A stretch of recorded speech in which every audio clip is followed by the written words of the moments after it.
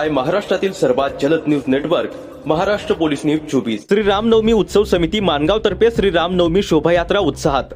कोकणातील सर्वात मोठा रामनवमी व माणगावकरांचा हक्काचा उत्सव म्हणजे श्री रामनवमी।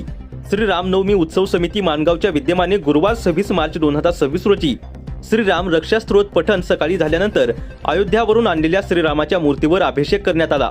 तसेच आदर्श समतानगर साई मंदिर कचेरी रोड बालाजी कॉम्प्लेक्स ते सोनभैरव मंदिर अशी मोठ्या उत्साहात श्री रामनवमी शोभायात्रा माणगाव शहरातून काढण्यात आली। या मिरवणुकीदरम्यान रोजगार हमी योजना मंत्री भरतशेठ गोगावले यांनी भेट देऊन श्रीराम भक्तांना शुभेच्छा दिल्या।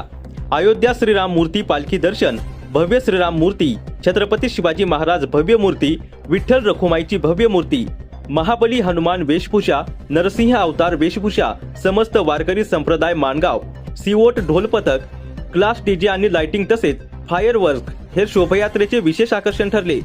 या विशेष आकर्षणामुळे माणगाव अवघा भगवामय झाला होता। या नियोजित श्रीराम नवमी शोभायात्रामध्ये रामभक्त व हिंदू बांधव बहुसंख्येने उपस्थित होते।